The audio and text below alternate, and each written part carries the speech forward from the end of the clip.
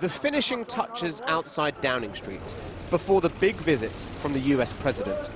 A brief jig from the 80-year-old as he met his counterpart, 37 years his junior.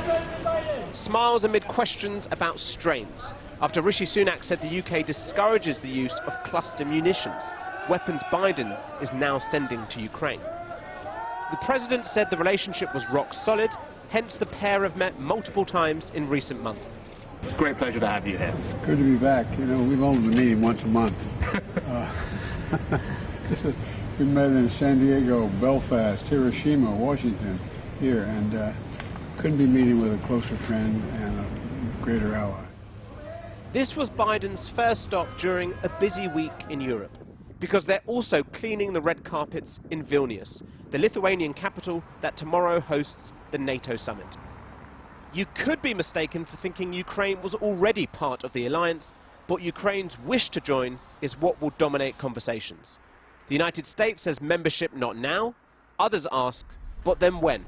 They'll be undoubtedly talking all night tonight to try and find a solution of getting Ukraine closer to NATO, but without necessarily agreeing on immediate membership. Can you understand the frustration from Ukraine when it was first spoken about? Russia has invaded twice. Of course, Ukraine is going to be frustrated, but the main priority of this summit is not going to be some promise of eventual membership.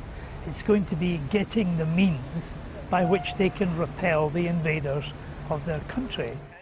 And that was also the message from the current Secretary-General, Jens Stoltenberg, who today said the most urgent task was ensuring Ukraine wins this war.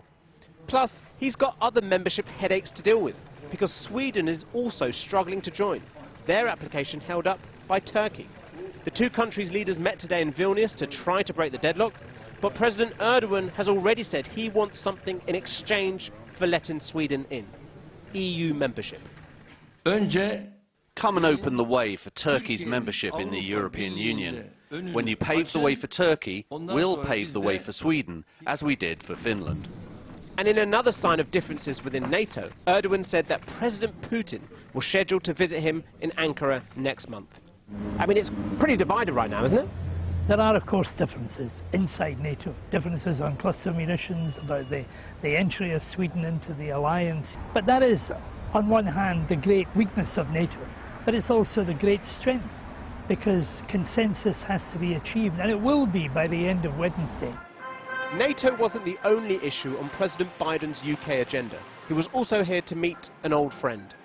He and King Charles are both passionate about tackling climate change, with Biden recognising his importance on the issue back at COP26. By the way, she needs you badly. Oh, you're very kind to say. No, I'm not just saying it. Yeah. The whole thing going. That's how it all started.